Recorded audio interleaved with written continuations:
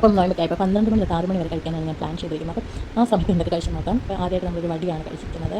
നിങ്ങൾ കണ്ടിട്ടുണ്ടായിരിക്കും, നിങ്ങളുടെ നാട്ടിൽ എന്താ പറയുന്നത് അറിയില്ല. പിന്നെ ഒരു സ്വീറ്റ് പൊറോട്ട കഴിച്ചു, നല്ല ടേസ്റ്റി ആയിരുന്നു, ഭയങ്കര ഹാർഡാണ്, അപ്പോൾ ഇഷ്ടമായി. പിന്നെ കുറച്ച് സ്നിക്കേഴ്സ് അത് നന്നായിട്ടുണ്ടായിരുന്നു. ഞാൻ ഇന്നലെ പകരം കഴിച്ചായിരുന്നു. പിന്നെ പിന്നീട് ഇപ്പോഴാണ് ഞാനത് നോക്കുന്നത്. അപ്പം സ്നിക്കേഴ്സ് കഴിച്ചു. അപ്പോൾ ഞാൻ സ്നിക്കേഴ്സ് എടുത്തുകൊണ്ട് വരുന്നതിലേക്ക് ഒരാൾ എൻ്റെ അടുത്ത് ഒന്ന് കാണിക്കുക.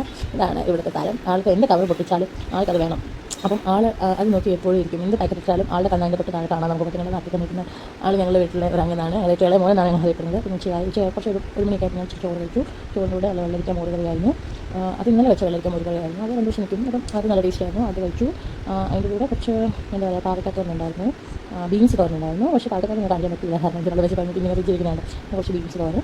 പിന്നെ ഇച്ചിരി മുളകും കൂടി കൂട്ടി കഴിച്ച് നല്ല ടേസ്റ്റ് ആയിരുന്നു. എനിക്ക് ഭയങ്കരമായിട്ട് ഇഷ്ടപ്പെട്ടു. കാരണം ഒരു ഇന്നലത്തെ പഴമയുടെ ടേസ്റ്റ് എനിക്ക് ഭയങ്കര ടേസ്റ്റാണ്. ഇന്നലത്തെ ഫുഡായിട്ട് കുറച്ച് ടേസ്റ്റാണ്. പിന്നെ അത് കുറച്ച് ബോളി കഴിച്ചു. ബോളി നല്ല ടേസ്റ്റായിരുന്നു. ബോളി കഴിച്ച് കഴിഞ്ഞിട്ട് ഞാൻ കുറച്ചും കൂടെ കഴിയുമ്പോൾ ഇച്ചിരി പാക്കറ്റിലുണ്ടായിരുന്നു കപ്പ ഉണ്ടായിരുന്നു, അതൊക്കെ കഴിച്ചു.